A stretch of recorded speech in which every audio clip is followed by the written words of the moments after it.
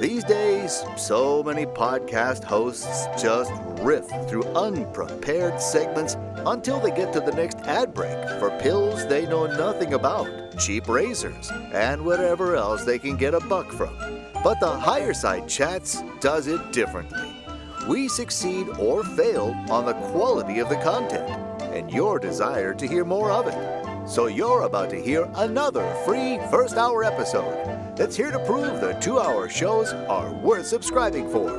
5 shows a month for just $8. Members get a mobile-friendly website, a decade of archives, a dedicated RSS feed for the best podcast apps, and a lot deeper discussion than a single hour can allow for. Sponsor free with more for thee. Get a free 7-day trial of THC Plus at thehighersidechats.com. Enjoy! In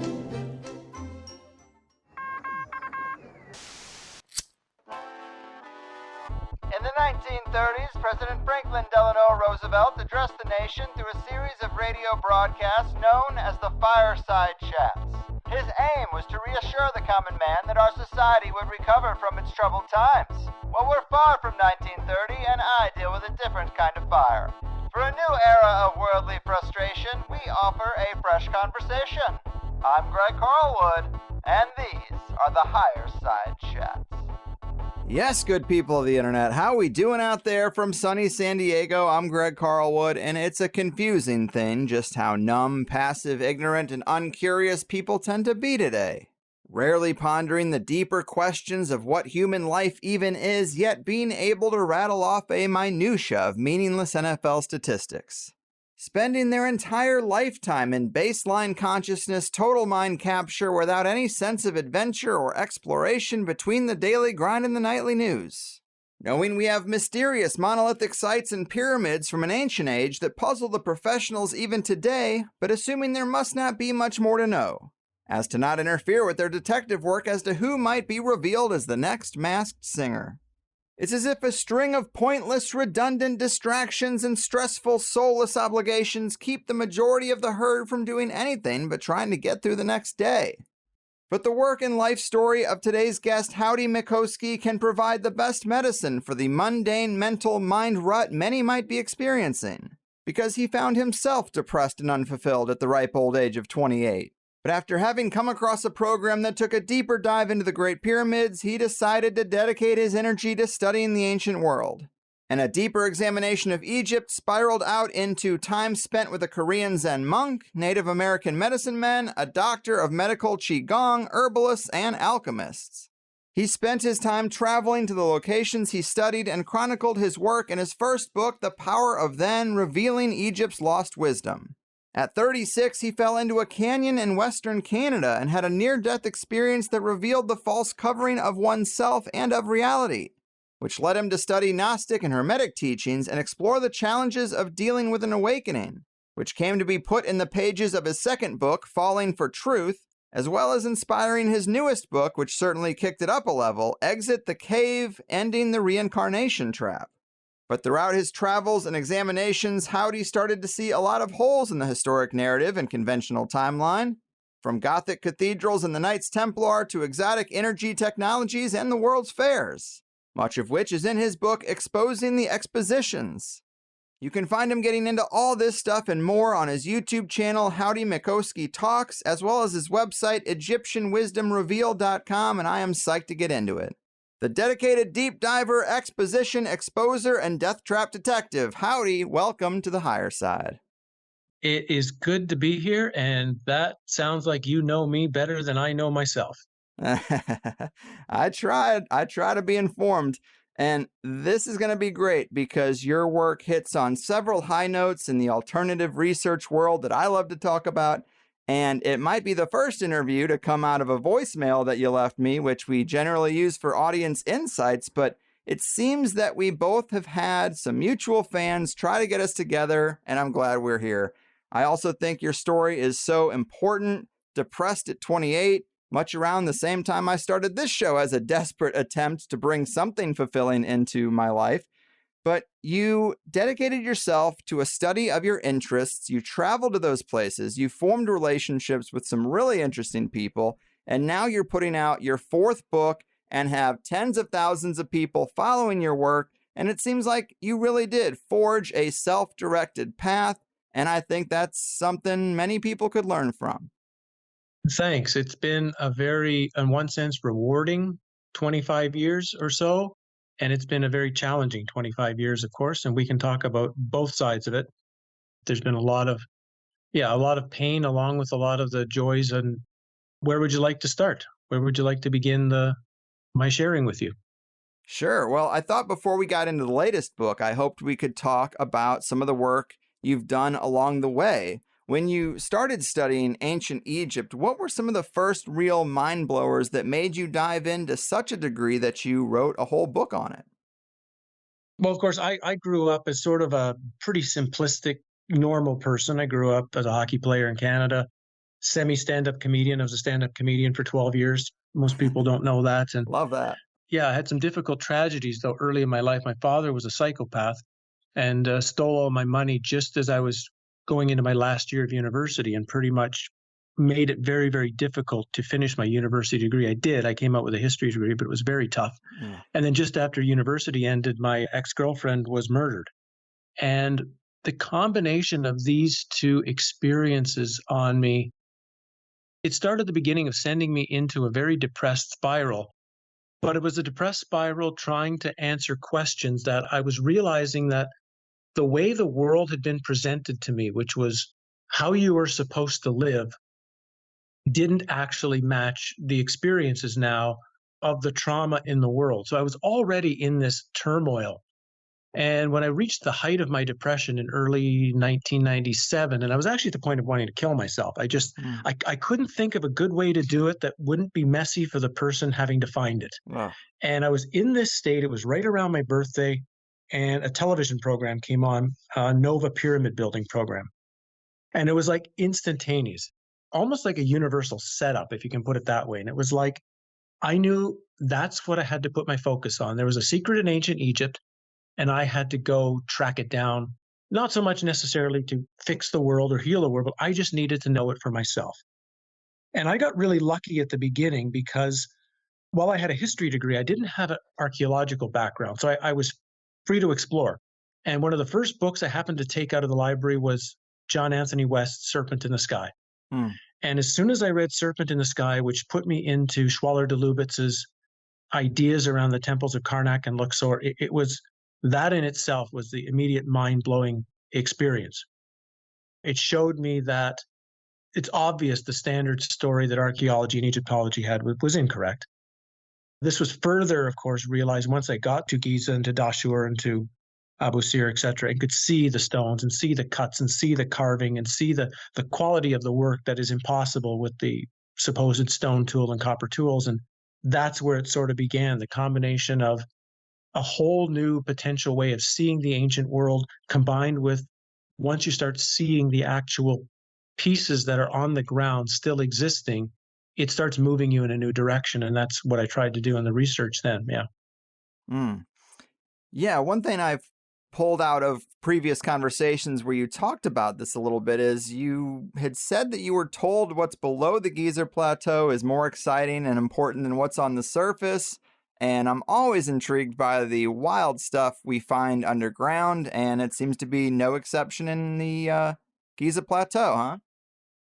No, that was some true stories. One was a gentleman that I met, sort of like, might call him a local keeper of knowledge, who on the first day I was ever at the Giza Plateau, we made a deal, and he took me into underground caverns all throughout the plateau, sort of more between the Sphinx and the Khafre Pyramid. So in that area is these very deep, long shafts. It was very difficult to go down. And there was smaller underground temples that he showed me. But he was very clear that this is only a minor piece of it, and I can't show you much more. This is all that I can show you of it. Okay. Fast forward to my next trip, and I was walking kind of in the same area. I was going a little bit further, and there were two soldiers standing there, which is very rare. You never see soldiers on the Giza Plateau. But I know how to talk to no matter who it is on the plateau, and I've learned some Arabic, and I know what to say to not have people cause me any problems while I'm there. And as soon as I got a little closer, they pulled up rifles and pointed them at me and made it very clear I better back off.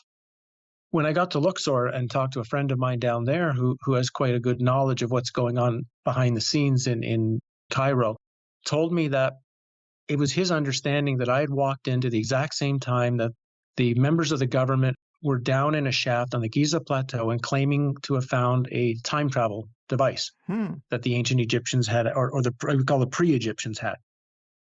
And what was going on, apparently, I guess, right at that moment when I was there, is they were trying to make a decision. Do they try to test the device in the place where it is, i.e. not move it, or do they try to move it to the Cairo Museum or some other safe place where they access it somewhere else? And they were having this big discussion on should they move this time travel device or not. And given the experience I had on the plateau and how strange the whole day was, I'm leaning to that was probably a very true piece of information I got. Wow. Well, we are in it now. It doesn't get much stranger than that. But the idea that there's a lot of stuff beneath the Giza Plateau and that you were able to talk your way into seeing some of it jives with what I've heard from your stories looking into Gothic cathedrals across Europe, that if you approach people the right way, come in with the right energy, sometimes they'll take you to see things. And you've seen the basement of old cathedrals under the crypts. And you've said that typically these cathedrals were all built on previous temples of Isis and Diana. And it seems like you've gotten a pretty good look at some of that stuff too, right? As good as I think somebody who's not completely interconnected with the system can get. And yeah, it's a combination, I guess, of asking the right way. And it's also being confident to ask. A lot of times doors will open to you, but so many people are just afraid to ask that question. And I know that when I'm on the search, it's just ask. If I get rejected, fine, I get rejected, but don't walk away saying, I wished I had asked, I wished I had checked, I wished I had gone there. And when you get down to some of these cathedrals, unfortunately, I couldn't get down in Chartres. I tried really hard when I was in Chartres, but I couldn't get down there. But in some of the other European cathedrals, when you're in the basement, you'll still often have you call them a sarcophagus box, but it's more like a recapitulation or an energy box, right? It's a place of retuning your energy frequency. Those are still down there. Columns are still down there. Parts of the temple still remain. And once you get below floor level in some of these places, you're actually overcome with a pretty heavy duty energy. And when it comes to Europe itself, the only other place that I found with as strong energy as in a couple of the cathedrals I've been in those basements is Avebury in England. Avebury is another place that I was literally, my legs were on fire when I was there as I was moving, because most people don't realize that Avebury's actually sent out like a giant serpent on the ground. It's like the Kundalini serpent, similar to what you have in the United States at Serpent Mound in Ohio. And I walked the whole thing. And as I'd walked in, finally made it into the main circle, yeah, my legs were on fire. They were actually burning from the kind of energy that was there.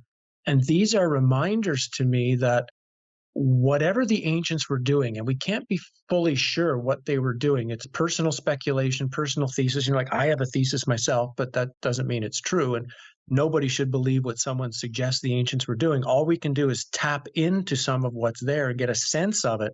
And without doubt, the energetic structures of these ancient sites, even today, thousands of years after their use, maybe tens of thousands of years after their use, are still that strong that they can, like literally, if I stood still, I'm going to burn up. That's how much energy was at Avebury. And then, like I'm sure you've heard in the other interviews, I go to Stonehenge and there's nothing. Curious. Energy and timelines, I mean, those are major themes of the day. And I wanted to fast forward to this part of the story where you write on your About page that following a study trip to Florence, new information came to light of the lies of modern history.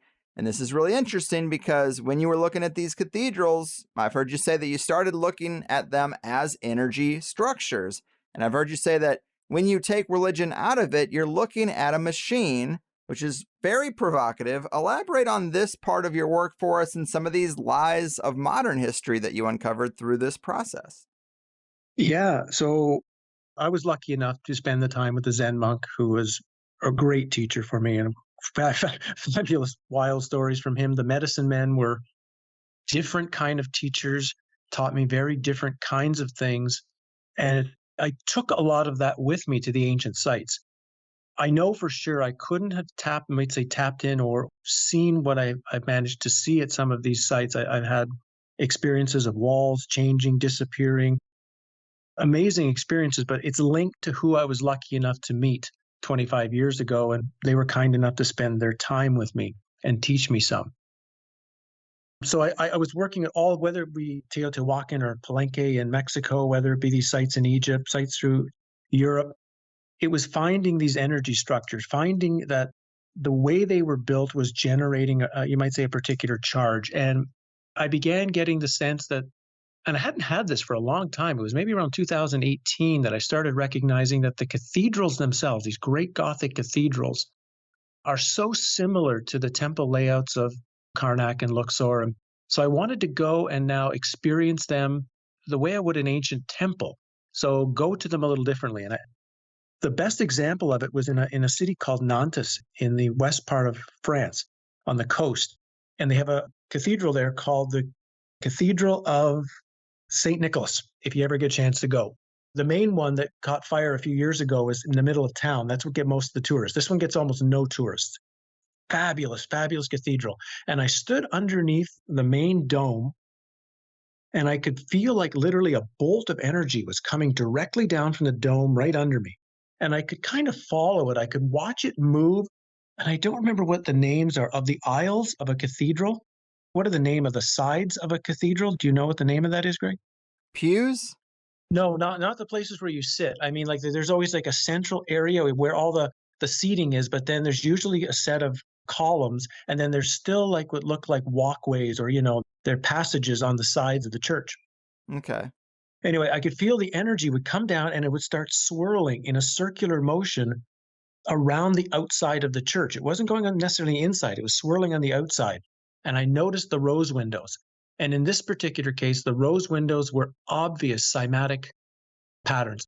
If you could put these patterns through the waves and sand, you would know exactly what the pattern was. So I could see the combination of the energy moving, the giant organ when it started to play. And again, of course, the name organ. So it's related to the human organ. It's related to the energy system, that with the energy, the organ, and blasting that energy out of those rose windows, which would change the cymatic energy into an exact frequency. My guess is that not only would, when it was fully operational, I don't think these are fully operational anymore, but when they were fully operational, I'm pretty sure you could just be healed by going into these cathedrals, that you wouldn't have really needed doctors too much. You could have just gone there and healed most everything you would have. And then this energy would be going out to the city, which, depending on how the rose windows are structured, you're moving out balance, you're moving out harmony, you're moving out whatever you feel you need for your population. Honestly, it was an awe-inspiring experience. But that wasn't as much of it. Once I got home, came back here to Norway, somehow I bumped into the World Expositions, particularly the Chicago Exposition of 1893. And it was like just coming like literally right out of the cathedrals of Florence and tracking the energy there. And all of a sudden, I'm looking at the same buildings, the same kind of structures. And once I started looking into the story of these expositions, they just made no sense whatsoever and demanded, as far as I was concerned, demanded a complete study on it. I saw no one had written a book yet on the strangeness of the fair. So I thought, okay, I'm an author, so I'll research it and write a book. I thought I'd do it in 2 or 3 months. I got through 9 or 10 months and I had to just stop because I knew I could be researching this for 20 years. Yes, that is super interesting. And just the last couple thousand years in particular do have some holes in it or seem kind of strange. I mean, I'm really interested in re-examining the timeline and the idea of resets. And it's a little strange that we have the Dark Ages followed by this explosion in the Renaissance, all the Gothic cathedrals.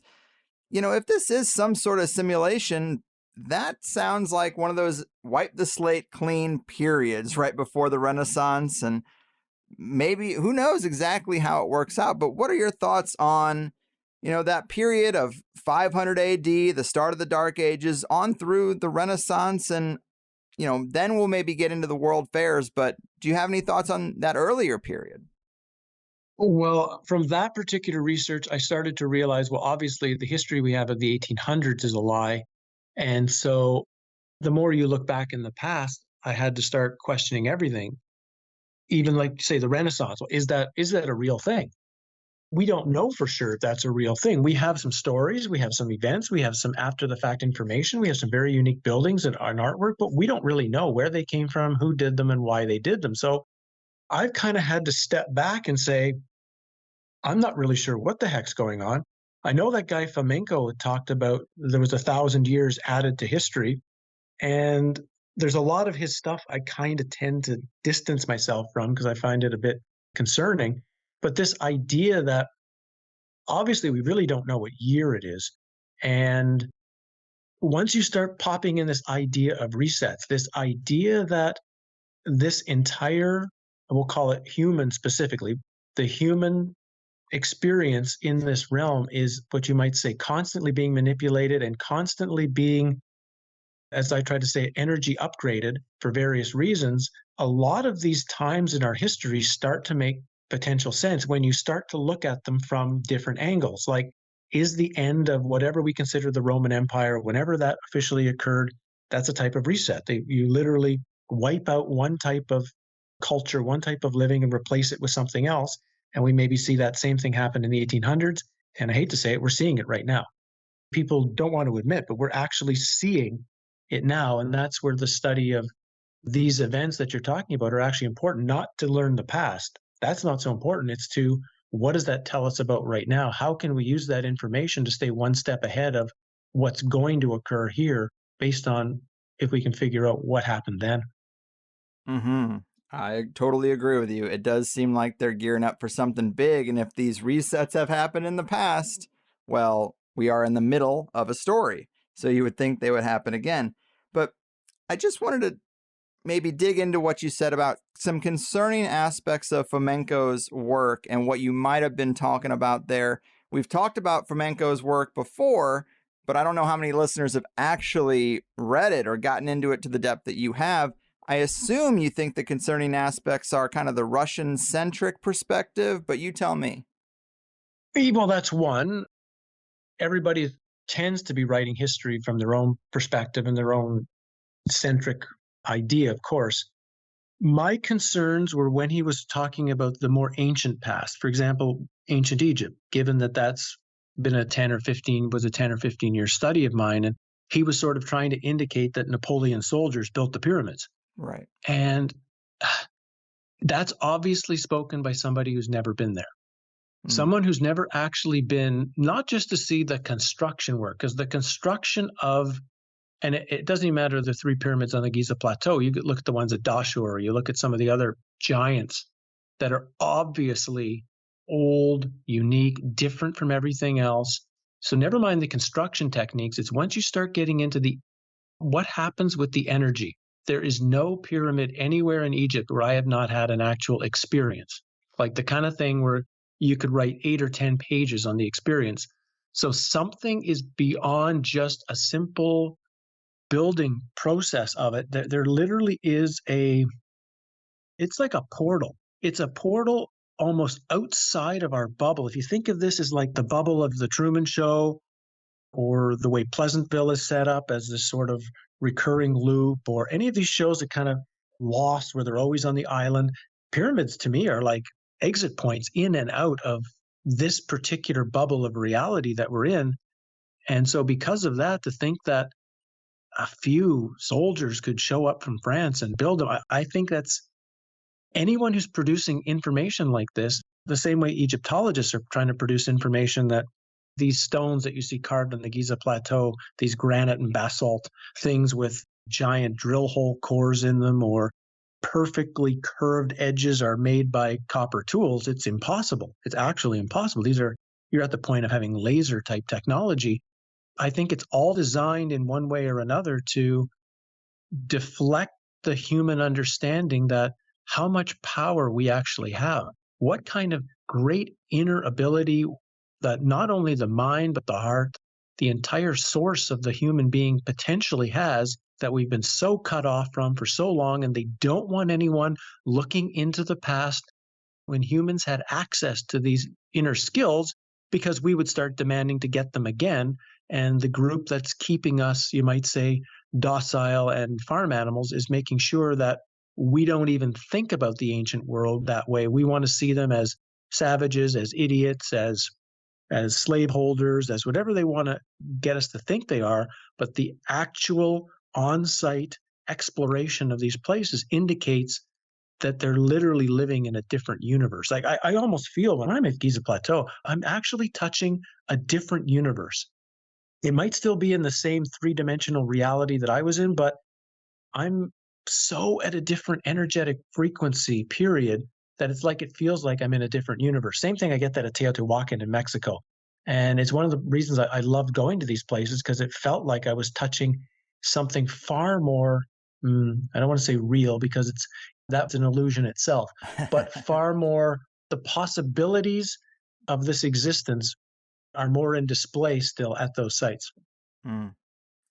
Wow. Well, I do appreciate the passion, and I agree with you that it is ignorant and dismissive of how impressive these structures are to suggest that they were just whipped up in a weekend and backcasted through history. It seems that the more reasonable perspective would be that there are sometimes wipes of humanity, and then the old structures from the previous round still remain, and we just don't have much information on them, and things get repopulated. And it's more kind of in that regard where everybody is just thrust into chaos, but they can see the echoes of the time before their most recent reset. Would that be kind of your general perspective of how things work in this reality? Yeah, most definitely. And when it comes to the pyramids, I got a really good piece of information from a Russian researcher who died 6 or 7 years ago, Alexei, I'd have to remember his name. He's with the place called the Laboratory of, it'll come to me as we talk. Okay. But he was presenting that a lot of what we see, of what we think of as sort of crude tunnel systems and whatever, to some of these pyramid structures that kind of don't fit so well with the perfect design sometimes, that's the ancient Egyptians doing archaeological work themselves. That what we think of as pharaonic Egypt, Old Kingdom Egypt, didn't build any of these things. In fact, they are so old that by the time pharaonic Egypt showed up, even with all of their knowledge and all of their power, they still had no idea what they were dealing with. And they were literally doing their own archaeological digs, trying to figure out what these things are and how you use them. And once that information got into my head, it was like, oh, okay, it makes sense now what I'm seeing. I could now start to categorize, okay, what's old pre-Egypt, what's done by the pharaonic Egyptians, what's done by some later Egyptians. You could actually start seeing the periods of time of when this was put together. Mm-hmm.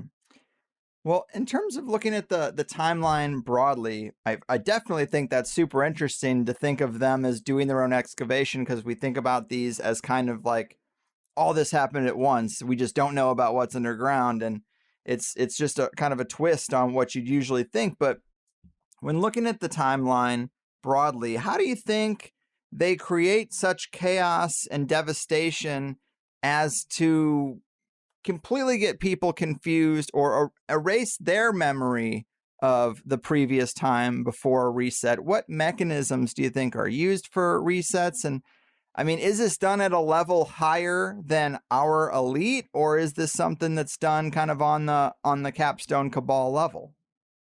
I think it's beyond that. I think if you start to see this as a simulation, as a type of computerized AI manufactured reality, and that's not really true. I don't want anyone to think that is what reality is, but it's a decent metaphor for the standpoint of trying to have a discussion about it. So these things would be happening like literally from the mainframe of the computer itself. The changes would be coming from there. And if things need to be done by, you might say, the level below, the level below, the level below, they just get the information and know what to do. Of course, the easiest way to do this, which I think you see through the 1800s to the World Fairs, is this idea of wipe out a large segment of the adult population specifically and leave yourself with a mostly child population. if you have mostly children left after a giant series of destructions, that child population is going to be believing whatever you're telling them, right? They're ripe for information. They don't really have any knowledge themselves. There's no one else there that can give them a different story or a different idea. That's the first thing you would do, would be to start with a child population, and within a generation, within 40, 50 years, most of the old knowledge would be wiped out.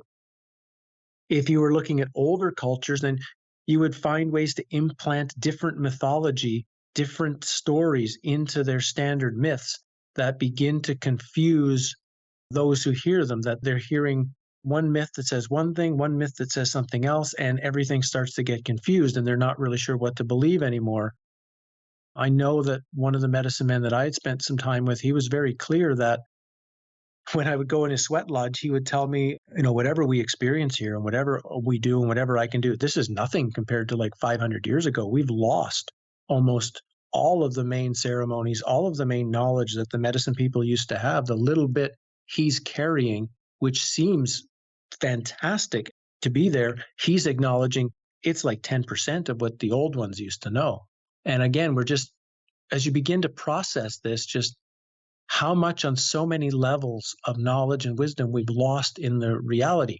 On the positive side, it seems like these last 2 or 3 years, and I don't think just because of the last 2 or 3 years, but because of something that's happening energetically to our realm, there are so many pieces of this old knowledge and old wisdom pushing their way back up for those who want to know it and explore it. So as much as this is a giant set of chaos, insanity, it's also a great doorway. It's like doorways are open right now to anybody who wants to really get to the truth of themselves, this reality, all sorts of things. It's here right now.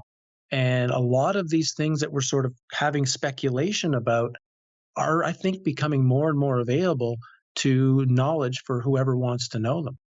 Very well said. And I'm glad you brought up what you heard from some of these indigenous spiritual teachers that you've spent time with, because on top of the World's Fair stuff, there's also a video you have on your YouTube channel about this old panorama of San Francisco from 1878. It's actually your most popular YouTube video out of everything that you've done.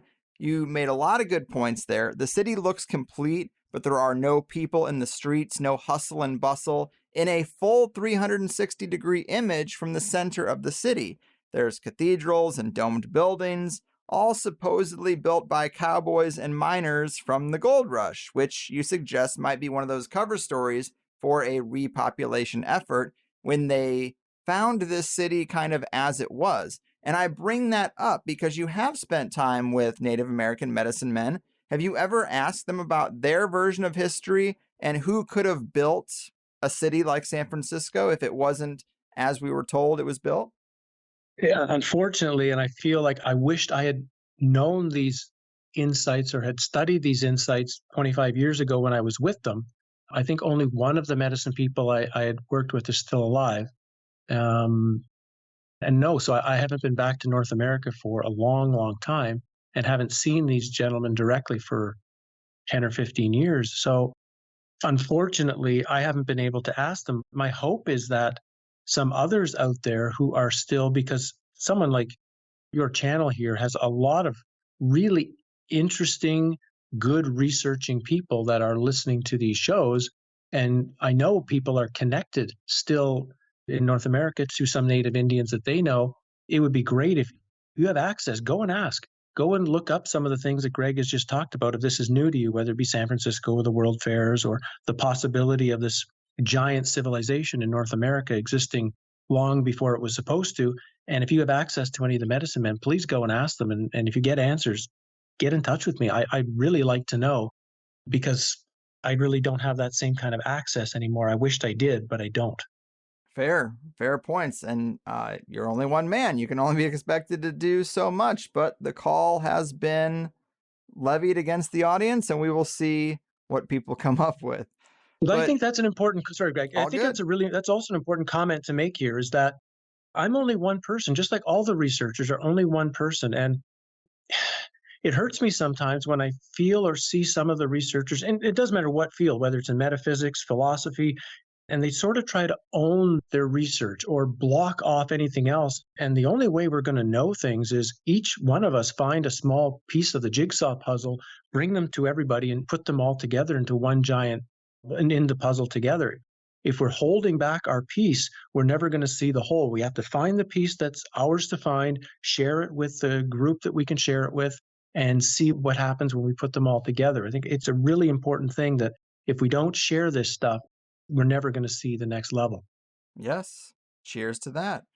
And just to go back to the idea of a repopulation effort, I've heard of orphan trains, and there are some pretty wild stories of kids being transported long distances across the US from apparently all over the world. I've heard from South America, I've heard from Europe, and the reasons for this are usually pretty flimsy. But what would you say in terms of evidence that we can look at or stories we have that involve the transportation or the movement of large numbers of children? For the people who are like, what, this just sounds too far out, what would you cite as, well, maybe you should take another look at this because it might be actually possible? Yeah, you're looking at the two elements. First is we've got children, and we're talking about sort of the time of the late 1800s here. So we're talking about children and we're talking about insane asylums. And they kind of go hand in hand with each other. So we have these stories of, we see a lot of these photos and images, for example, of children working in the mines and so much of the work being done by children. It's usually presented as if, oh, it's cheap labor, we're working the children to the bone. But realistically, an 8-year-old kid is not going to be anywhere close to getting you the kind of quality manpower that a human adult is going to give you. So I'm already starting to wonder if we're seeing so many children working, it's because there actually are no adults to work. That if they had adults, they would be using them. And so I'm kind of leaning a bit to the possibility that we're seeing these time periods where literally adults had been eliminated. And one of the areas of elimination of them is these insane asylums. Again, go take a look at these things if you haven't seen them from like the 1870s, 1880s, 1890s. There was an explosion worldwide of insane asylums everywhere. And they're not just small buildings. These rival Medici palaces in Florence. They're massive and they're beautiful with towers and domes and spirals. And the question becomes, why do you need so many insane asylums? Who all of a sudden is going insane in 1885? It starts to make sense if you realize maybe these are adults who still remember the old world, who still remember the old way of doing things. And in a sense, they're being sent to these places as reindoctrination camps, and they stay in them until they either reindoctrinate or leave. I had another interesting theory come up to me that perhaps these insane asylums were so opulent that obviously they'd taken over old palaces and turned them into insane asylums, and maybe they needed the energy because they were trying to use the ones who survived the last reset, whatever it was, whether it's by, some sort of natural, whether these are natural occurrences that happen cyclically or whether they're planned and put in place. And maybe they were using them to try to raise the energy frequency of those who had been through the last world to get their memories out of them. I don't know, but the combination of the two just makes it very, very, very strange. And it starts to open the doors to any part of history you want to ask. I mean, we've got some film footage. Granted, it's doctored, but we've got film footage of the Kennedy assassination, and still we have no idea what happened there. How are we supposed to know what happened 200, 300, 500 years ago when we don't even have photography? We're so in the dark with trying to understand any of this stuff, and it's so much is taken on belief. Belief rules the historical realm, and you have to put all the belief aside and start absolutely fresh and say, I don't know anything. And it would be a great way to teach history to students. Students would actually like history if the teacher walked in day one and said, yeah, we got a book here. This is what the people in the universities tell us, but actually we don't know anything at all. And we're going to start our examination with this book and see if we can find anything that's true. Man, that would be a great way to start a history class, but that's not what it is. Yeah, it really would. It would be exciting to at least make kids feel like they could discover something new or make some kind of impact, even if it's just to kind of motivate them to get into the study, as opposed to regurgitating facts and just basically telling them that there's nothing left to discover. It's all known. Now you need to memorize it and spew it back out on this test. But you mentioned the idea that another reset could occur, and the idea of a global reset sounds so epic, and it may be hard to apply the modern configuration of our world with like times in the past. But of course, if it's a simulation, all bets are off and anything's possible. But if you hypothetically wanted to do something like that in the modern world, what might you do? You might release a virus where on the TV, the only real common thing that they say about it that has been true from the beginning is this really isn't a problem for kids. Everybody, you need to know, not really a problem for kids. A lot of adults are going to die, though. And then you roll out a global vaccination campaign, which potentially could have something in it that kills everybody who takes it within 3 to 5 years. Bada bing, bada boom, you're left with a world of mostly children. You need one adult to run the mine for the 500 kids you have with the pickaxes down there doing the work. But it doesn't seem super far-fetched that it couldn't be possible when we already have the term the Great Reset being bandied about, and we have this global situation that caused everyone to react, or a big amount of people to react, and the story the whole time was not really a problem for kids. So I just find that interesting, but we're talking about this reset being at a level higher than our capstone cabal, the puppet masters of the power pyramid, the elite, whatever you say. But I've heard you talk about NPCs, and in a simulation, there could be a point to be made that these elite, they might just be aspects of the simulation. Who really gets close to a Henry Kissinger or a Klaus Schwab? I've talked to so many guests who say they've been in the elevator with a person in this circle or something, and they feel soulless or they feel different. When you met the Queen, you're not supposed to look into her eyes, but Adam Curry did, and he said he saw nothing. So these are weird aspects. Maybe these people aren't even human, but they're part of the game itself. Talk to us a little bit about NPCs and how you see the simulation being run and the prospect of a coming reset. Yeah, a ton of information. So I'll try to go through a little bit that I wrote down while you were talking. The first, I guess, is to think of, because I didn't, when I wrote my book in 2019, I was talking about resets. And this was long before the things that were starting to happen now. So it was actually a little creepy when that word started to be thrown about as this is what we're doing in our world now. And I'm like, oh man, I was writing about this before this even happened, kind of, oh boy. And I kind of realized we're in it now. This is no joke. And I think that's what people need to recognize. When people are thinking the reset is monetary or it's government or it's something about the world. No, it's about energy. It's an energetic reset that you can think of it that the power source of this reality, the power source of the simulation is obviously now needing more power. I can't say the exact reason why, but my theory is now that when these resets happen, there needs to be a new way of power to get into the system. So that makes sense to me that the reset, as we're starting to see it, the end result, if we start following along where this seems to want to go today, is to have humans connected with AI, connected in sort of a robotic way where they're plugged directly into the AI system. And this would make sense that if humans are an energy source, if humans are here being farmed for energy, as a number of people and writers have talked about through history, it would also make sense. You would find you would probably get a better ability or a better, cleaner harvest if the human was plugged into the system itself. There would be no loss. If the human is outside the system, there's going to be some sort of energy loss as you have to take the energy from the human through the space into the machine, whatever, is taking it. So it would make sense that the thought process would be, well, if we need more energy, all we have to do is plug the human directly in, or the being, the animal, whatever. We're plugged in now directly, and now there's no energy loss. So my first thought is, if we're looking at what's going on an energy level, we may start to understand what's really going on, what the real purpose of this is, and of course, what we need to do about it. When you talk about the NPCs, this comes from a couple of personal stories for me, and I started noticing this, like the first one I ran into was like 1999. There's two stories there. One, though, was was a negative story and it's a positive story. But in both cases, I didn't think I was dealing with a human in any way, shape, or form. One was a guy in a bookstore. I was there to meet a friend of mine, and this guy was just staring at me. And when I looked at him, his eyes were like dark. I wouldn't necessarily black, but they were just dark. He was staring at me and not blinking. And I had the sense that he was trying to almost suck the soul out of me. And I remember I just stood there and I looked at him. And I was in a staring contest with him, and I was mentally projecting, if you come a step closer, I'm going to put my hands around your throat and I'm going to kill you.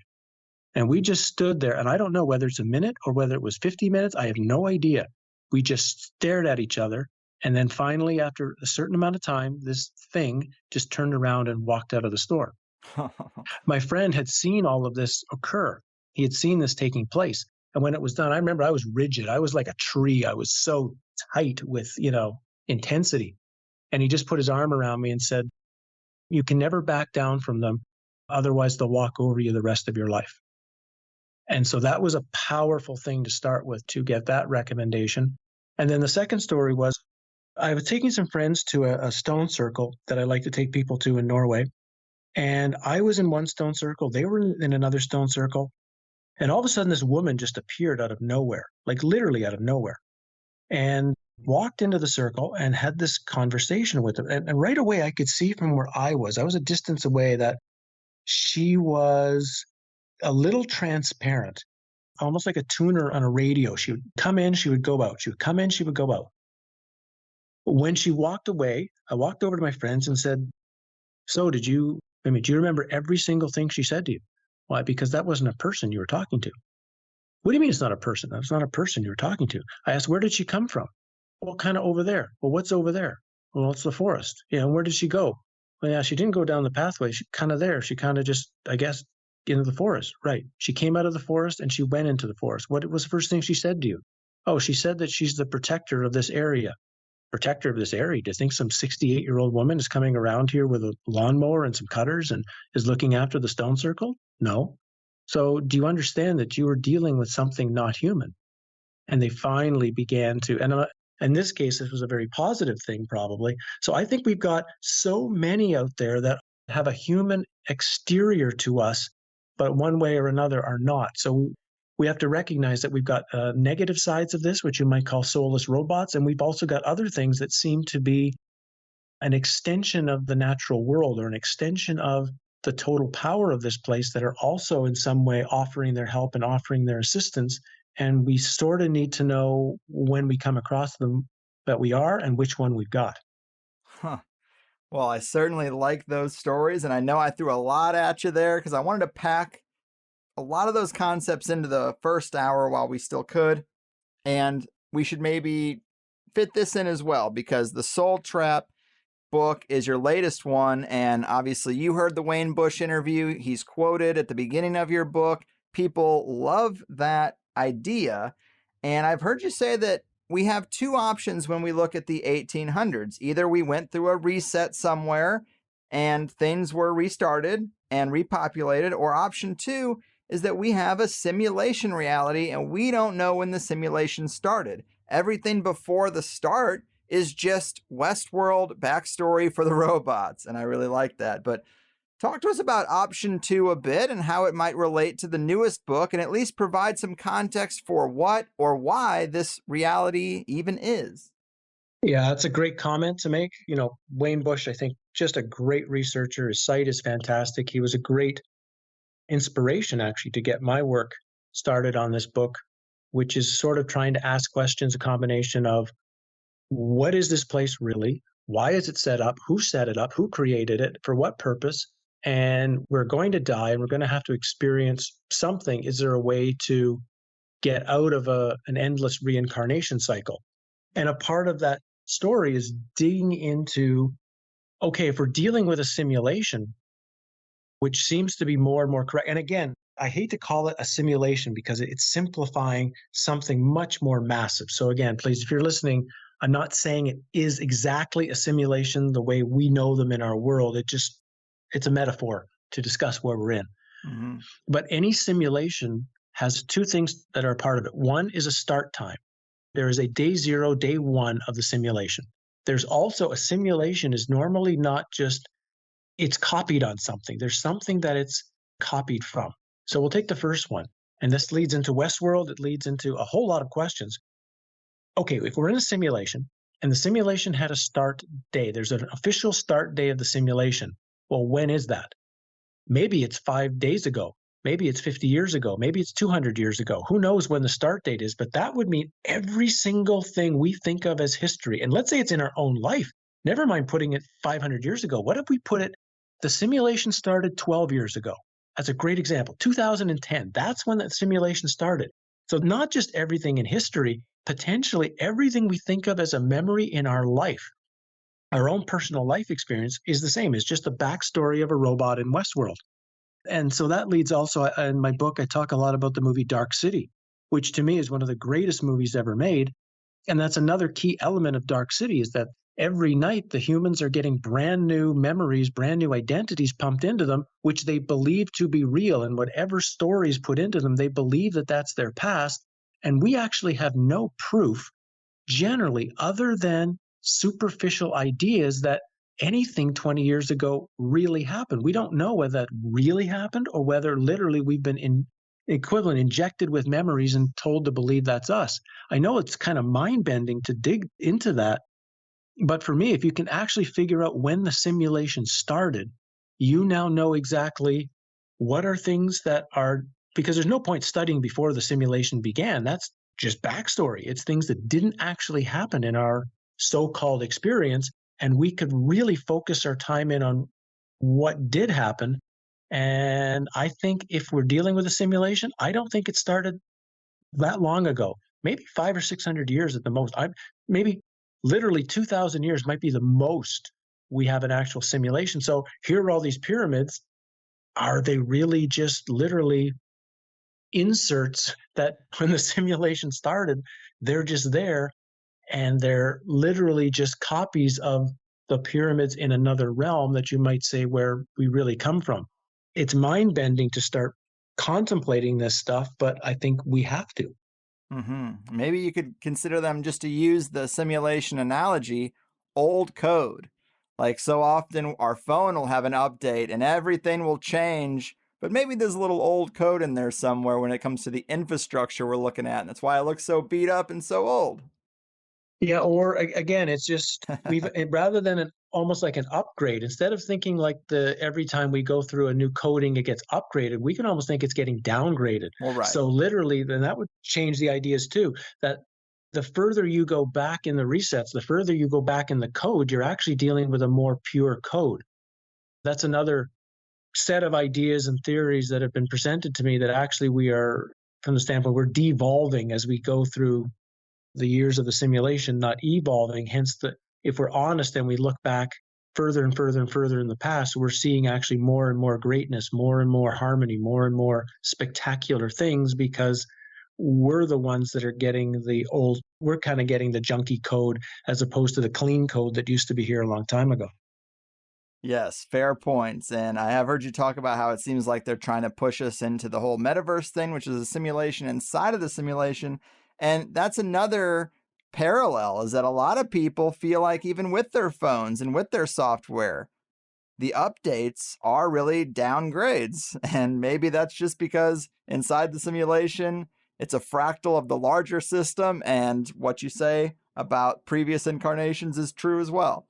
I like that idea. But your latest book is called Exit the Cave. And let's talk about Plato's Cave, because you write that a foundational discussion point for the book is the allegory of Plato's Cave. That is found in his book, Republic. It is the story of a cave of prisoners being tricked into living a life of illusion. Researchers attempt to explain the analogy of Plato's Cave and its exit simply. They fit their analysis into their beliefs of this world, and few question whether it is a useful analogy. This book is not concerned much with traps in this realm. This book is looking for the foundation of all traps. Well, what is the foundation of all traps, and how does Plato's Cave relate? Well, Plato's Cave, I think everybody who digs into these stories, has to come across Plato's Cave. It's just presented to you. And it's presented as the perfect, primal, original description of reality. And we all take it for granted that, well, if everybody, all these researchers tell us Plato's Cave is great, it must be. Then I read it. And of course, Plato's Cave is the foundation of so many of these movies that we talk about. So Truman Show, Matrix, Dark City, movie after movie after movie. They're retellings of Plato's Cave. So I reread Plato's Cave when I started writing my book. I'm writing Exit the Cave. I better reread Plato's Cave one more time to make sure I see what's in there. And it took me like 5 minutes to start realizing all the important stuff is missing. The key elements of what we need to know about Plato's Cave is not there. So the story actually begins, or the allegory, I guess is what we should call it, begins with Socrates talking to Plato's brother Glaucon and explaining to him there's a cave and there's prisoners in the cave, and these prisoners have been brought in there just after birth. They're placed in seats in such a way that they're chained together and they can only see forward onto the cave walls. Talks about the fire in the background and the people who are moving objects in front of the fire to cast shadows on the walls. And so, okay, we get the sense this is telling a story of illusion, but we're missing key elements. The key elements right off the bat being, what prisoners? Where do the prisoners come from? Why are they prisoners? Were they fighting in a war? If so, what war? Why are they brought to this cave? Why wouldn't they go to a prisoner of war camp? What is the cave? Is the cave something man-made? Is something that's existed previously? Why are the beings who are going through all this work to fool these prisoners, why are they doing that? Why are they going through all that trouble? So within the first 5 minutes of reading the story, you wind up with like 10 absolutely important questions. And we know that the prisoners are us.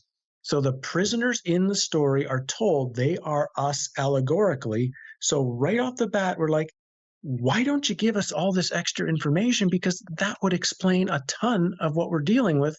None of it is there. And that got me starting to wonder, well, what is Plato's Cave really doing for it? Is it helping us or is it actually distracting us? Very interesting. I've heard you talk about the fact that, well, why would you go to all this effort to distract and dazzle people who are already prisoners, who are chained up? And that's a very great point. And it makes me ask you, well, to scale that up to our simulation or our false reality, why not just let us know we're trapped too? Because if this is a loose generation farm of some kind, that would generate plenty of negative emotion to feed on, to just tell everyone they're trapped.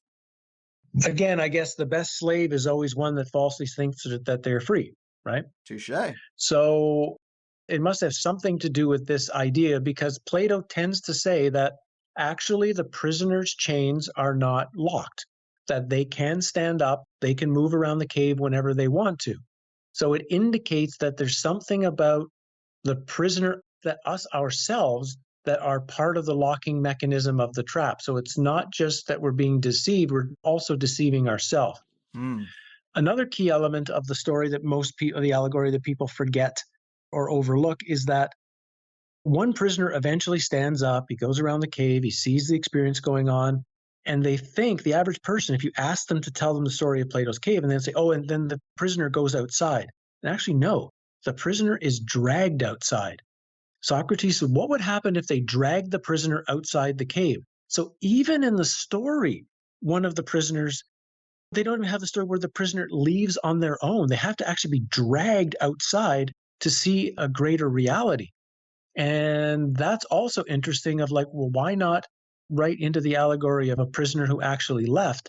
And this became really incredibly important for me as I was going through the research and writing the book, is that I looked through other books, other similar stories, other movies. Never, ever do we see a story where the character actually leaves Plato's cave. They wind up knowing the cave better. They wind up maybe getting more powers where they can influence the cave, where they can alter the cave, where they can make the cave a bit better, where they can help people within the cave.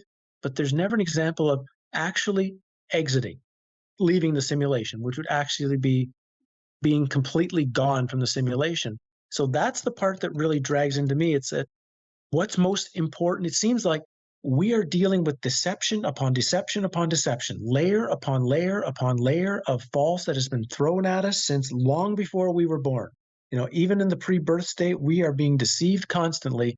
But the one thing that's being hid from us, or attempted to be hidden, the only thing they're trying to really make sure that we have no access to, is how do we just get the hell out? How do we just say, I've had enough of this crap and I'm done? And they're trying to make sure that is like the hardest thing to find.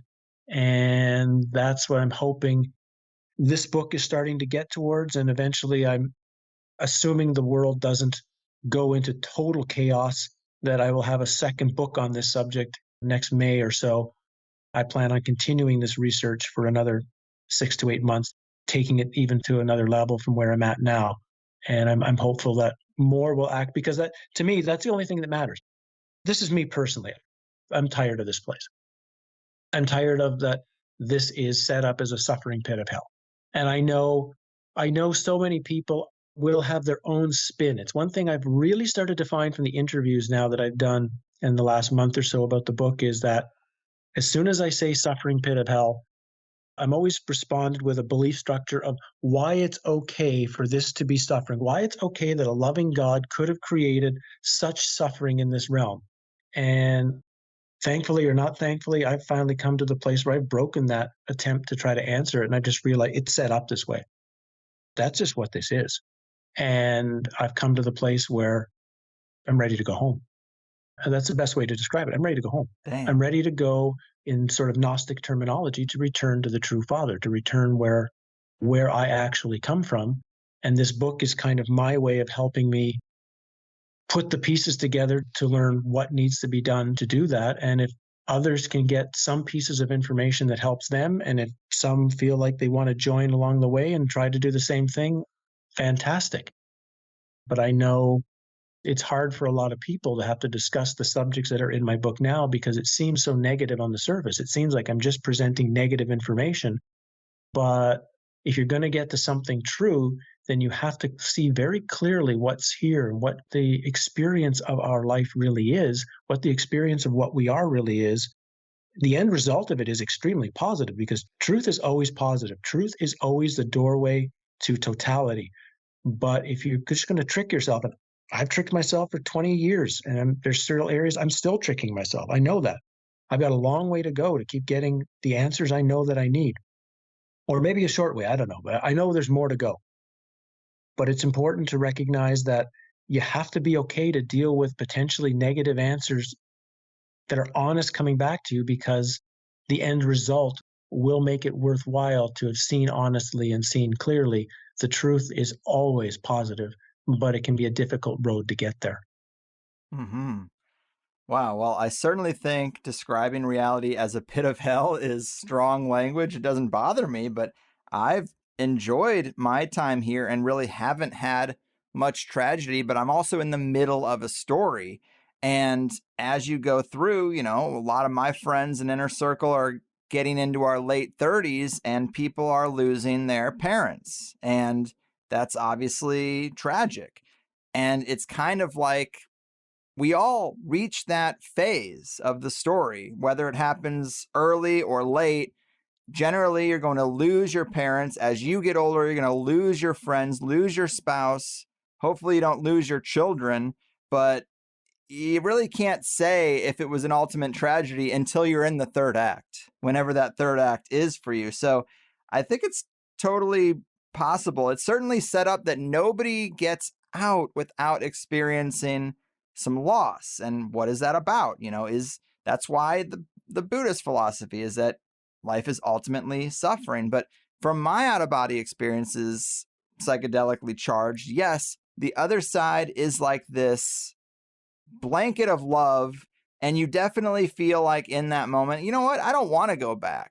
And you don't really think too deeply about, well, what about the people you're leaving behind? You're just like, this is so amazing, I don't want to go back. They'll come here eventually, so I'm not that worried about it. And these are all the thoughts that I had just in those moments. But the entities that I feel like I had communicated with had said to me that the value of this reality, of this physical layer, is that you get to experience taste and physical pleasure and warm, cozy blankets and see sunsets, that the structure is valuable to people in the spirit world the reason spirits want to come here is to have experience, and it's not all negative. It's partly in the story why the angels are jealous of man, is we're here, we can create things, we have the five senses, and those senses can provide intense pleasures.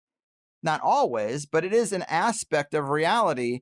And I feel like when I've had conscious communication with something that is an intelligence outside of a body, it has basically said to me, I'm kind of jealous of your experience, man. It's like a grass is always greener kind of thing. And I'm sitting there like, well, I don't even want to go back to that. I'd stay here if I could. And then the drugs wear off. But this is like kind of the thing, is it's just how you look at it, I suppose. But a simulation is a simulation either way. It's false by definition. It's not the true reality. It's false by definition. And without going into too much detail on all this, I think all of that's a trick. I'm open to it. Yeah, I think it's all designed to, particularly when you go through the standard near-death experience, I think what the average person, because it's a near-death, they don't actually die. I think it's a propaganda campaign, and it's designed to take a very confused soul and, in a sense, give them a drug of love, a bombing of love, where they lose their ability to have real logic ability. They work out of total feeling, so they're very easy to manipulate. And I talk a lot about that in my book, how I see the experience now as likely a giant set of manipulation. And it's hard to talk about because I know how people have built a certain structure that the world has to be good.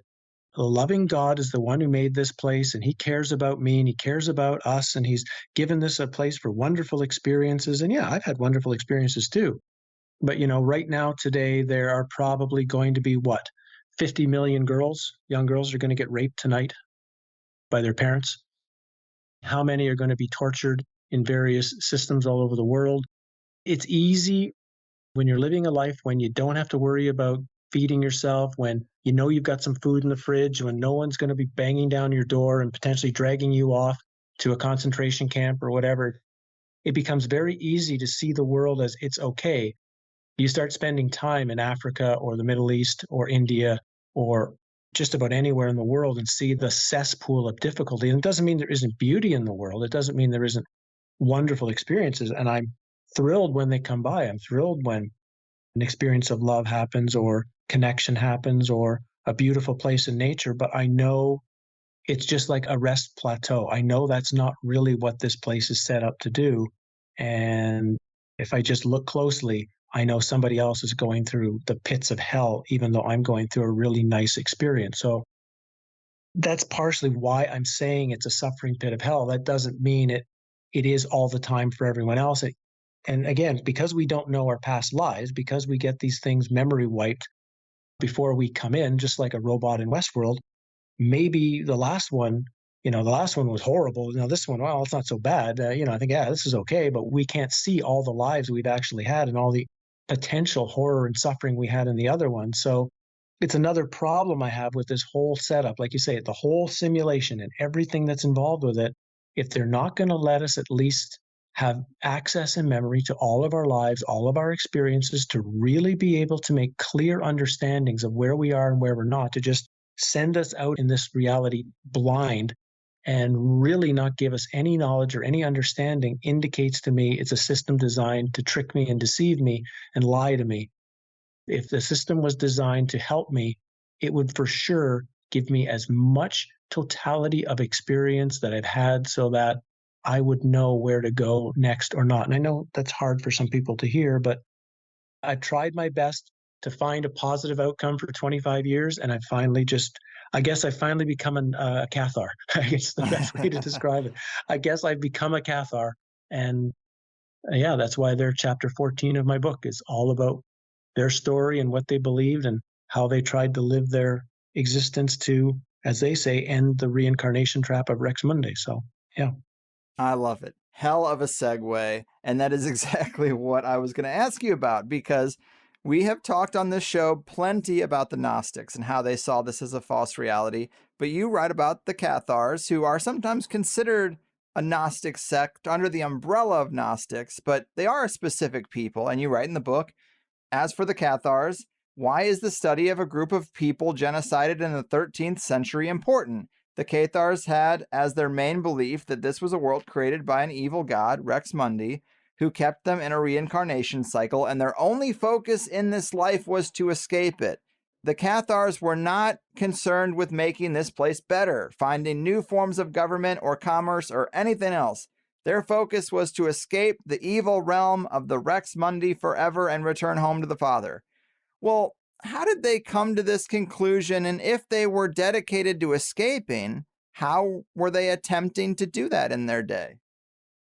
Well, I think what I should do, because I know we're coming to the end of the first hour portion of this, and I'd like to leave, because I just had a pretty harsh negative outcome. I'd like to leave something positive, if that's okay with you. Well, that's fine. I plan to actually end this a little bit earlier ago, like in my mind as I'm thinking about how it will go through, because I'm not really one of those people that does, here's a decisive split. But either way, we'll have to talk a little bit longer overall, if you're cool with that. But yeah, let's let this be the end of the first hour. I have no problem with that. It's a fluid thing, but we will have to talk a little bit longer than expected. Okay, I'm happy to talk about the Cathars next, but I think it's good to share the stories of prayer, because it's so valuable for people to hear these stories. Okay. If that's okay. It is. Hit me with it.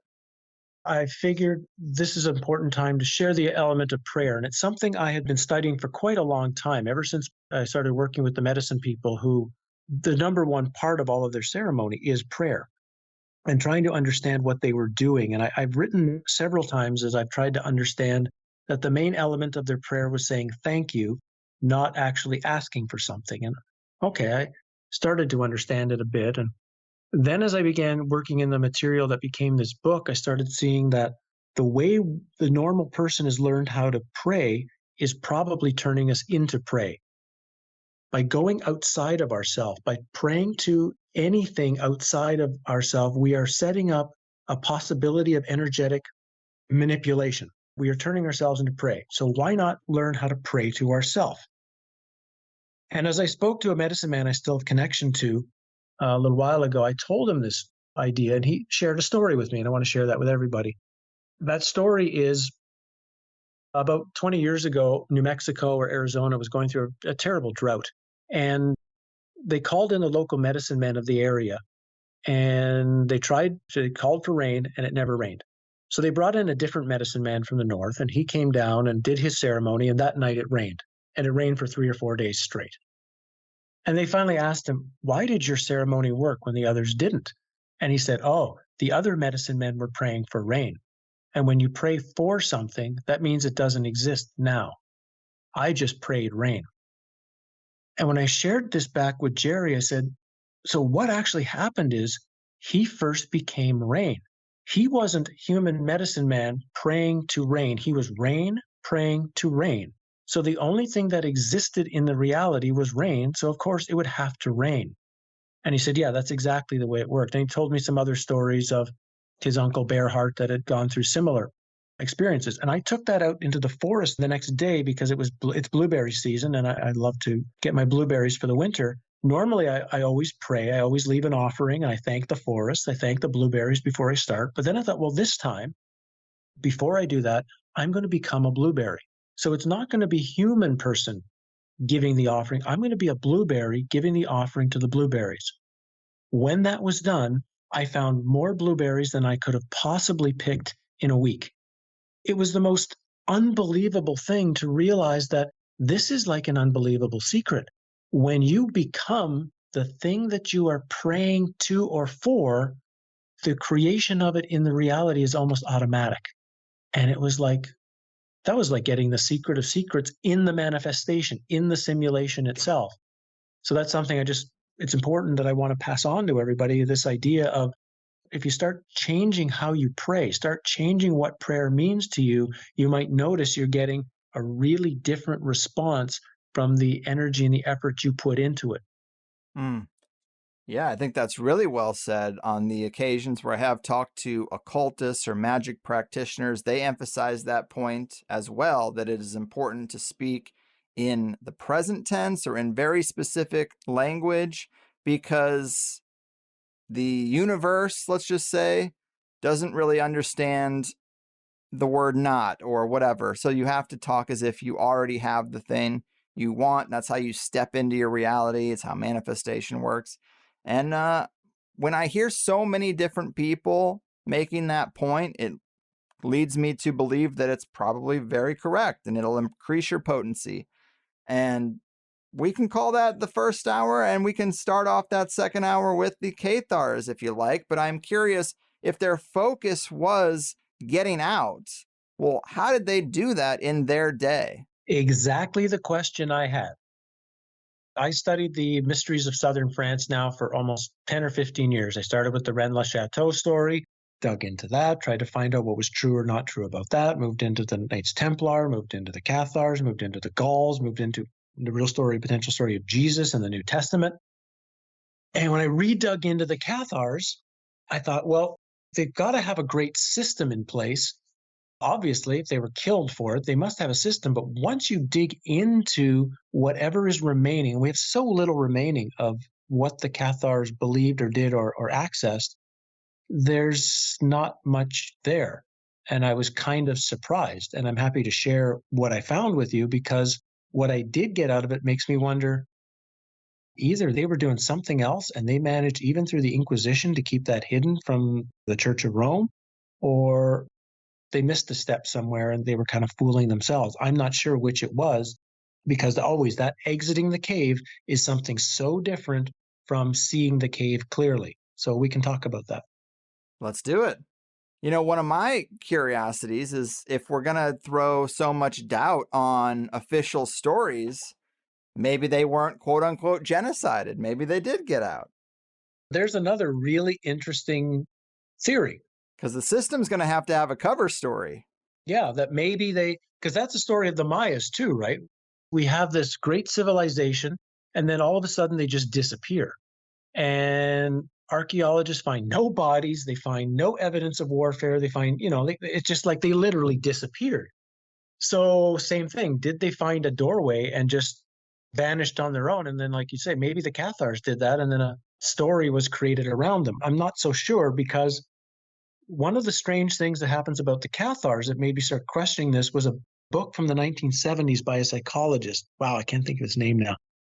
Goodman or something, who lived in Bath, England, and claimed in the course of his various psychological studies that he was getting continuous people claiming to be reincarnated Cathars, and that he had like 20 or 30 of them who were giving him information that they shouldn't have, and they would go to France and they would verify this information. So that was another thing that made me wonder, okay, if the Cathars' whole presentation was exiting the reincarnation cycle, if someone is still reincarnating and still reincarnating 600 or 700 years in the future, something went wrong somewhere. So did only certain Cathars figure it out? Did only at certain times?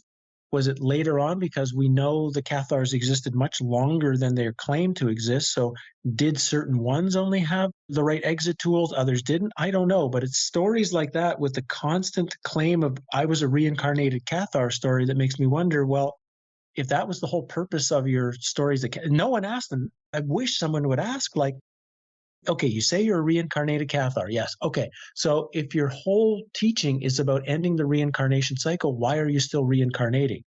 I mean, that would be the most powerful information all of us could get, but no one seemed to ask that question.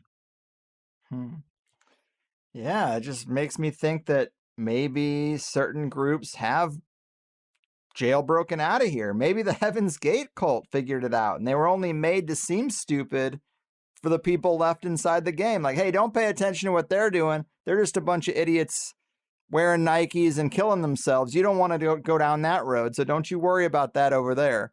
Meanwhile, maybe they found an opening and got out. I know most of the time, of course, is written, and of course I wrote a lot about it in my book, of sort of this how to exit after you die period, how to avoid some traps and deceptions and deal with the after death state. But I would also for sure say that there must be a way to do it before you die. There would have to be a way to almost, I heard it described as pop out of the matrix, that literally just now you're gone. But I think it requires quite a bit of preparation.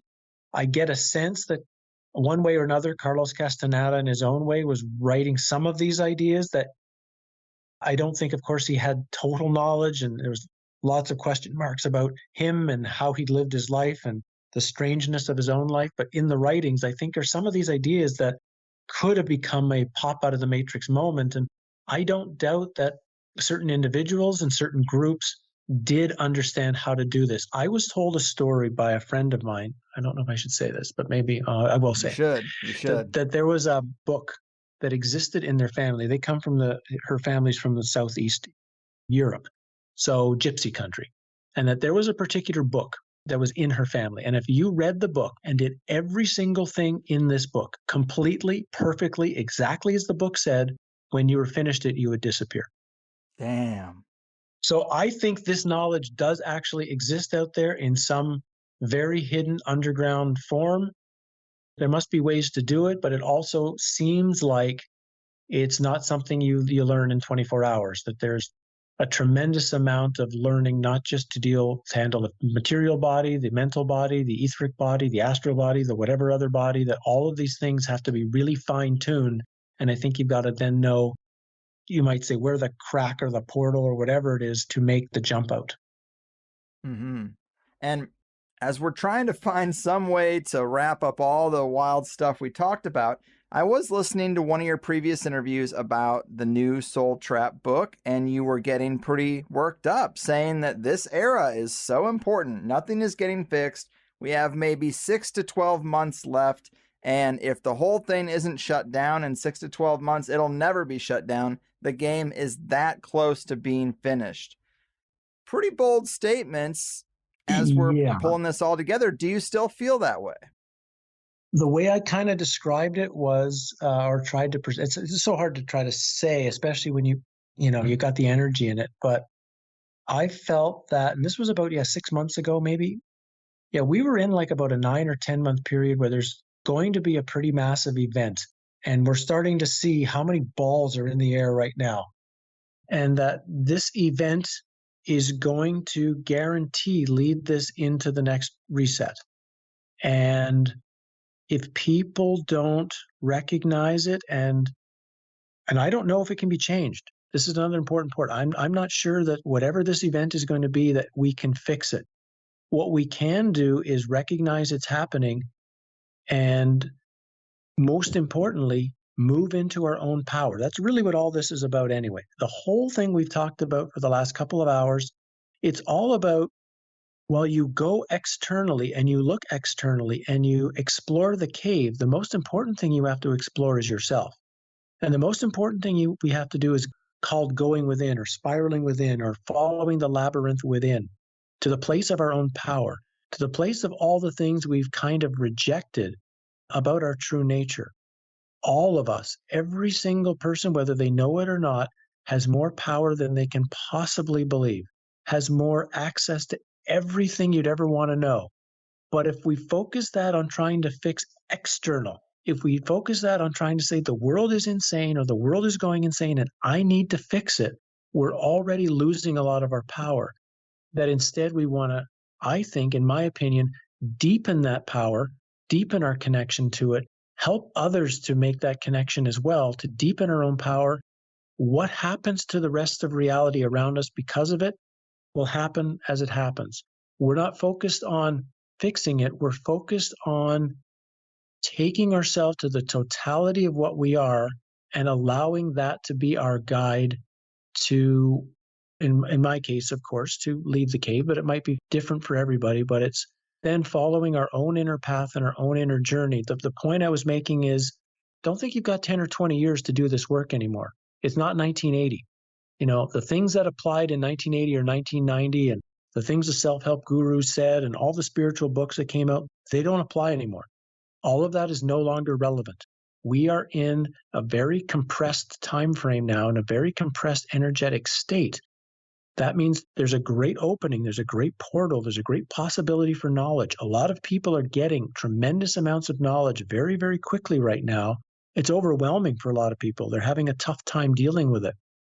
Now is the time to not only work for yourself, to finish the job that you started, you might say, of a path to truth, helping those that are particularly coming to knowledge very, very more quick than they're ready for and need some help. need some help to apply what's going on, understand what's going on, because again, things that would normally you'd have 5 or 10 years to assimilate and work through, you've got, 5 or 10 months now, 5 or 10 weeks. And so my point was not, in a sense, to scare anyone, not to present doom or anything. It was to say, but actually, this is going to change and it's going to become potentially really, really crazy, really, really quickly. So focus your time and energy on what's absolutely most important to you. If you don't know what's important, start asking today. What is the most important thing in my life? What is the most important thing I want to put my time and my energy in? Put your time in that. Maybe it's, I just want to spend time with my kids and my dog and my family, and that's the most important thing in my life. Then do it. I mean, don't wait for next year to do that. Do it right now, because the way this reset is seemingly structured, we don't know how long we've got to do anything. So find out what's most important to you, put your time and effort into that. Then no matter what happens, even if nothing happens and the whole thing becomes a magic wonderland, you're not going to be disappointed and say, I wished I had put my time and effort into this when I had the chance. You did. So put your time and effort into what's important to you. And no matter what happens from that, you'll be glad you did down the road. I love it. Great way to bring it home. What a pro. It's like you've done this before. But damn, well, Howdy, this was a whirlwind of fun stuff to think about. The wisdom of the ancients and the indigenous, the oddities and the timeline, the world's fairs, and the trap of all traps, the reincarnation cycle. Really had a good time with you today. Give the people your links and the info they need to dig in deeper if they want more than the taste they got today. Thanks, Greg. I've been actually looking forward to this for a long time. I've really liked the work you do. I like how prepared you are for the interviews, how smooth you make the interviews happen. So thank you again for having me on as your guest today. And if people are interested, you can look for information on my books at the very terribly named, I can't believe I named my website this, but it's Egyptian-wisdom-revealed.com. It's probably easier to just Google search my name and get to it that way. You can also see most of the books on Amazon. Exit the Cave is just out. It's new. It's only about 3 weeks out. It's only as a PDF ebook at this time. It's by donation, actually, minimum $5, which I think is great for a 500 or a 200-page, 15-chapter book of information. We're hoping to have it out soon as a print book, maybe October, and an audiobook later in November. But you can go to the website and check out the information on that book. The other books you can find on Amazon or your local bookseller. And you can go to YouTube I'm still there for now, Howdy Mickoski Talks. And there's, I think, 300 videos there that you can look through and find a subject that's interesting to you. My email can be found through both that, YouTube and my own site. If you have something to share or you have a question to ask, or I do get a lot of really useful information that comes to me from people dropping an email. So you're more than welcome to do that. And yeah, thanks again for sharing your time and listening along with our conversation that we've had. I really enjoyed this one. Yeah, man, me too. Thank you for the kind words, and I appreciate you going closer to almost 3 hours with me. You are the man. I'm glad you found a passion in life before the depression took you over the edge. Not everyone is so lucky, but you really have forged your own path, and it's impressive, and this was quite enjoyable. Keep up the great work and take care. Thanks, Greg. All the best. Sweet big cathedral energy, Batman. I am a fan of this one. Clocking in at well over 2 hours. Can you believe it? Howdy's a fun guy exploring all sorts of slices of the mysterious pie of life. Pulled himself out of a deep depression and went balls to the wall. I think you know by now that one of my favorite avenues for exploring the idea of a reset or a radically different past that has been glossed over and forgotten is the world's fairs. It's a subject that butts right up against Tesla and the secret tech stuff, the size and scope of these events at a time when getting around the planet wasn't at all easy. And looking at all those details that Howdy has extracted, I mean, it's just a big fucking wow from me. And I know that ended up being deep second hour stuff, though it would have been the first thing I asked him about, but my rule of thumb is always to try to get a person's latest work into the first hour. It just feels like that is what I should do, and that material is interesting as well, no doubt. And when we're talking simulation type stuff, the idea of NPCs is also fascinating. It's basically just a couple degrees over from reptilians, which is a couple degrees over from psychopaths. It also jives with the hidden hand material, which was all about the elite reincarnating into the same families to maintain that level of control over the game. But it all speaks to that idea that some people are not like you and me. Are they a different kind of creature? Are they from a different planet? Are they agents of a conscious reality? Are they bosses in the video game life to be conquered? I guess that's yet to be determined, but something is certainly off with these people. And who knows, when a random character in the game sends you on a trajectory that seems subtle but ends up being quite profound. It's worth thinking about. So I love the material. I love his personal story. I think it's a great message to say that if you've had enough, if you're at your wit's end, if you're at the end of your rope, don't just snuff out your own fire, stoke it and burn off all the pain, the numbness, the boredom, and the unfulfilled dreams. Just go harder than you ever thought possible and see where you end up when you have nowhere to go but on that adventure.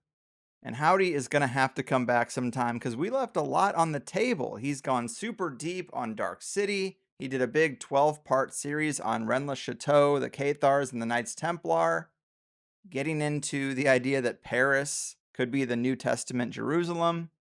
It's odd, but I like his creativity and his willingness to go deep into uncharted waters. Plus the life experiences, spending time with the shamans and medicine men firsthand. I'm a fan. I did record this one several weeks back, though, so when we ended with him talking about us having 5 or 6 good weeks left, that's basically down to 2 or 3 now. And we all see the direction things are going, but sometimes I think these arcs seem immediate when really they're much longer than we think. I can't remember if Ice Age Farmer was 2020 or 2021, but he definitely made it seem like we would all be starving and dead by now because there'd be no food anywhere. I also heard a clip the other day from 1997 where David Icke said the plan was to create a virus in a lab, let it out, and then create a global vaccination campaign to cull the population and gain access to the human operating system. He also said they would change elder care to kill off the elderly. In 1997, I was in the 7th grade. So was he wrong or was he extremely right? It sounds to me like a lot of people would have said he was crazy as he walked the long road to being right. So even with the World Economic Forum, Sustainable Development Goals stuff, we are throwing out warnings that might not be obvious for 5 to 8 years. And people have a super short memory, so we got to consider how long these plans are sometimes. But I still loved this one. I don't share Howdy's negative outlook on reality itself as a structure. But as I said, I'm in the beginning of a story, the middle really. And I'm well aware that nobody gets out alive. Loss will be baked in. But my first 38 years have been pretty damn enjoyable. And the negative pressures I felt from the system led me to do this. And this has worked out.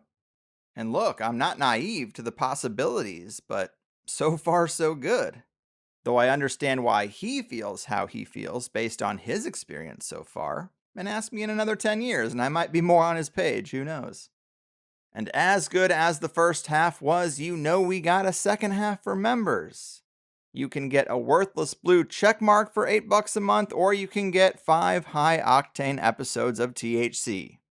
And it all starts with a free 7-day trial that you could get right now. thehighersidechats.com, or click the top link right there in the show notes of whatever podcast app you're on.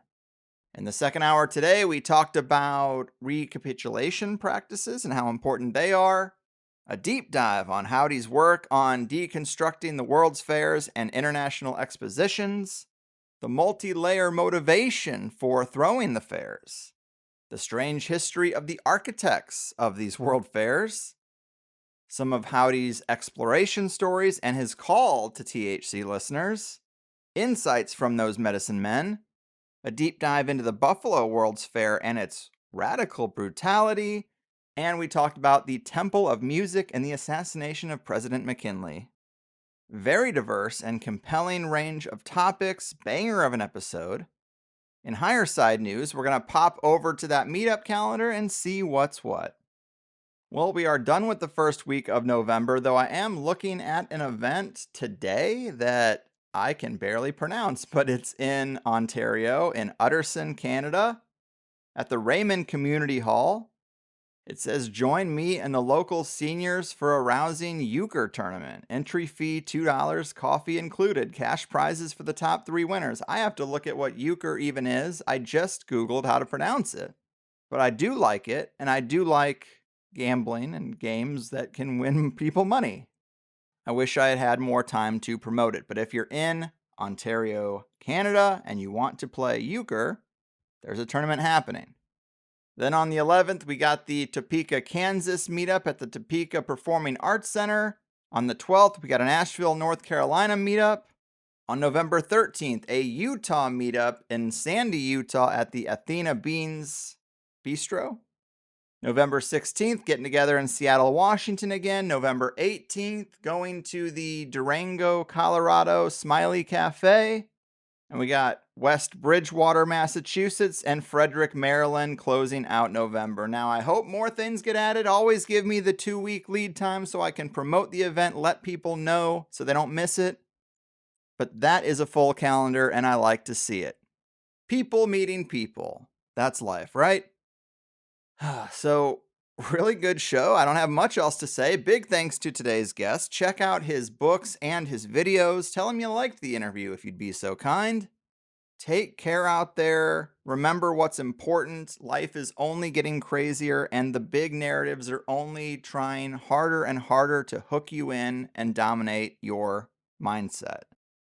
That said, I've done my part. Your move, simulation concealers, timeline troublemakers, and Plato's cave captives. Your fucking move.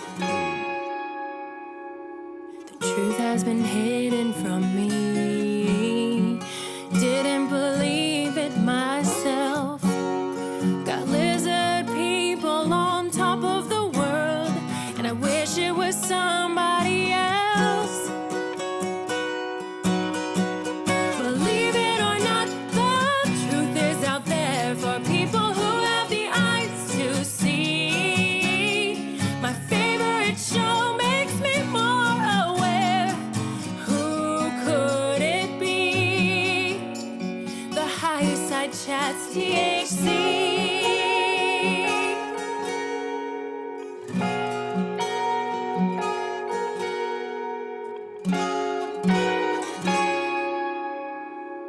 Just watch the TV and obey. Take some more pills when you're blue, or we'll break you out of the spell that you're in. Together we will make it through. Believe it or not, the truth is out there for people who have the eyes to see. My favorite show makes me more aware. Who could it be? The higher side chats, THC. Seeking the things that are true. THC is here for you. Believe it or not. Believe it or not. Believe it or not. Believe it or not. Believe it or not, the truth is out there for people who have the eyes to see. My favorite show makes me more aware. Who could it be? The higher side chats. Believe it or not, the truth is out there for people who have the eyes to see. My favorite show makes me more aware. Who could it be? The higher side chats, THC.